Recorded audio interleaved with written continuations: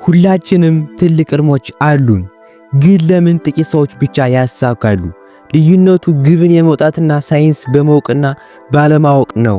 ዛሬ ህልምህን ወደሚታይ እውን የምትለውጥበትን 7 የሳይንስ ህጎችን እንመለከታለን። እነዚህን ከተጠቀምክ ውጤትህ ይገርምሃል። በደንብ አዳምጠኝ፣ ሙሉ ቪዲዮን በጥሞና ተከታተለው። አንደኛ ህግ፣ ስማርት የሆነ ግብ አውጣ። ግብህ ወይም ህልምህ ስማርት መሆን አለበት። ግልጽ የሆነ መለካት የሚችል እናም ሊደረስበት የሚችል መሆን አለበት። ግልጽ የሆነ ግብ አውጣ። ያለምከው አግባብነት ያለው መሆን ይጠበቅበታል። እናም ጊዜ ገደብ ያለው። ሀብታም መሆን እፈልጋለሁ ማለት ብቻ ሳይሆን በዚህ ዓመት መጨረሻ ላይ 100,000 ብር እቆጥባለሁ በል። ተግባር ላይ ግባ። በዚህ ሰዓት መስራት ያለብህን ስትሰራ ነው ህልም ላይ የምትደርሰው። ቀን በቀን አንድ አይነት ነገር እያደረክ ህልምህን አታስበው። ወደ ህልምህ የሚወስድህም የሚጎትትህም አብሩ ያሉ ሰዎች ናቸው። በዚህ ዓመት መኪና ገዛለሁ ካልክ ጠንክረ ያለ መሰልቸት መስራት ይጠበቅብሃል። እናም ወደ ህልም የሚወስድህ ቀን በቀን የምትሰራው ተግባር ነው ወደ ህልምህ የሚያደርስህ። ምን እንደምትሰራ ቀን በቀን ራስህን ጠይቅ። ሁለተኛ፣ ህልምህን ጻፈው። ህልምህን በአእምሮ ብቻ አታስገባው። ጥናቶች እንደሚያረጋግጡት ግብን ወይም ህልምህን ጽፈህ በየቀኑ ስታየው ወይም ስታነበው የማሳካት እድልህ በ42% ይጨምራል ይላል።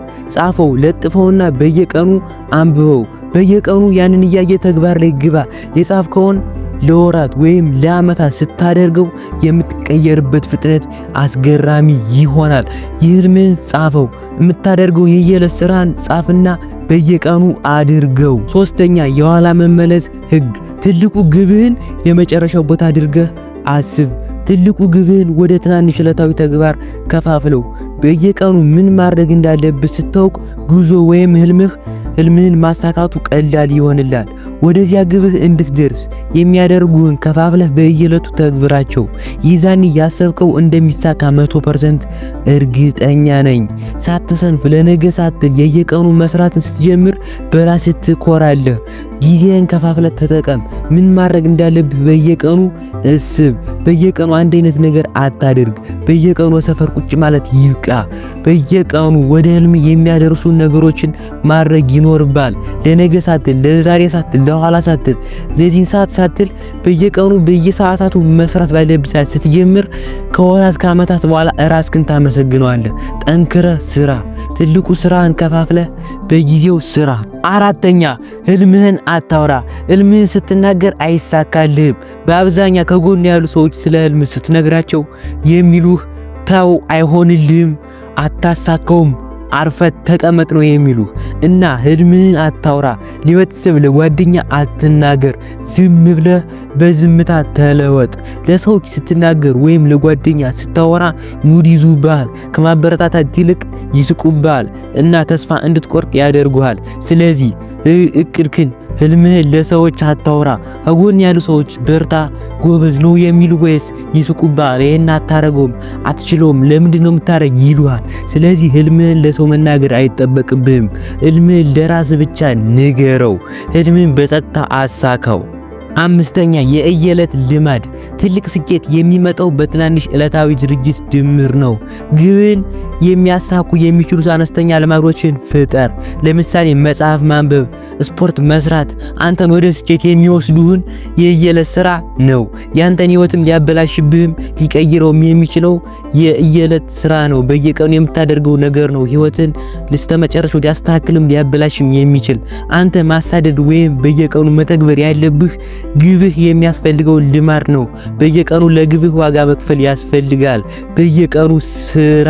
በየቀኑ ያለመሰለቸት ነገሮችን ፈጽም። ስድስተኛ፣ ውድቀት። በጉዞህ ላይ ውድቀት ያጋጥምሃል።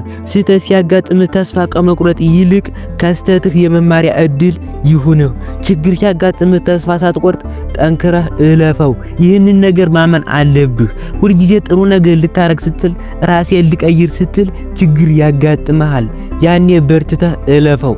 ስኬታማ ሰዎች ውድቀትን እንደ ግብረ መልስ እንጂ እንደ መጨረሻ አይመለከቱትም። አንተም እንደዚህ መመልከት አለብህ። አሁን ያንተ ውድቀት ወይም ስህተት ያንተ መጨረሻ አይደለም። አሁን ላይ ስኬታማ የሆኑ ሰዎች በአንድ አይደለም ስኬትን ያገኙት፣ ብዙ ጥረትና ልፋት ነው አሁን ስኬትን ያገኙት። እኔ አልችልም ወይም አትችልም ሲሉ አትስማ። ሁሌም በራስ መጓዝ ይኖርብሃል። ስኬታማ ሰዎች በአንድ አይደለም ስኬታማ የሆኑት፣ በየዕለቱ የሚሰሩትን እየሰሩ ነው። አንተ ግን አሁን ላይ ምንም አይነት ነገር አትሰራም። ቁጭ ብለህ እየኖርክ ነው ዝም ብለህ እና ስራ መስራት ይኖርብሃል። በርታ፣ ተስፋ አትቁረጥ። ሰባተኛው ነገር ደግሞ አንዱና ዋነኛው ነገር ነው። ማነው ወደ ስኬት እንድትቀርብ የሚያደርግህ? ቆይ ለምን አንተስ ቲክቶክ ቪዲዮ ሰርተህ አትለወጥም? አትፈምስም? ግን ይሄን እንዳታደርግ በዙሪያ ያሉ ጓደኞችህ አጥረውሃል፣ ፈሪ እንድትሆን አድርገውሃል። አሁን አንተ የሰዎች እስረኛ ነህ። በዚህ የምትቀጥል ከሆነ መቼም ህልም ላይ ልትደርስ አትችልም። ቆይ እነ ጃኒ እነ አዶናይ ባንዴ ነው እንዴ ፌመስ የሆኑት? አይደለም። ባንዴ ነው እንዴ ሀብታም የሆኑት? ባንዴ ነው መኪና የገዙት? አይደለም። እነሱ አሁን ላይ ጓደኞቼ ወይም ሰዎች ምን ይሉኛል ብለው ቢሆን ኖሮ ስራቸውን ትተውት ቢሆን ቢሮ ቲክቶክ መስራት ትተውት ቢሆን ኖሮ አሁን ምን አይነት ደረጃ ላይ እንደሚደርሱ እስበው። እና የጓደኞችህ ባሪያ አትሁን። አንተም ተስፋ ባትቆርጥ እና ብትሰራ ዝም ብለህ ያለ ተስፋ መቁረጥ ብትሰራ ትልቅ ደረጃ ላይ ትደርሳለህ። ነገር ግን ሰው ምን ይለኛል ትላለህ፣ ጓደኞቼ ምን ይለኛል ትላለህ። ይሄንን አስተሳሰብ ከውስጥ ካላወጣ መቼም ስኬትንና ሀብትን ማግኘት እንዳታስበው። ሰው ምን ይለኛል እያልክ ስኬትን አትስበው። በመጀመሪያ ሰው ምን ይለኛል፣ ጓደኞቼ ምን ይለኛል የሚለውን አስተሳሰብ ከጭንቅላትህ አውጥተህ ጣለው። ህልምህ እቅድ ካልሆነ ምኞት ብቻ ይሆናል። ዛሬውኑ ስማርት የሆነ ህልም አውጣ። ዛሬውኑ የነገርኩህን ሙሉ ተግባራዊ አድርግ። ይህንን ቪዲዮ ከወደዱት ቻናላችንን ሰብስክራይብ በማድረግና ለሌሎች በማጋራት ያበረታቱን። የሚቀጥለው ትልቅ ስኬት ያንተ ነው።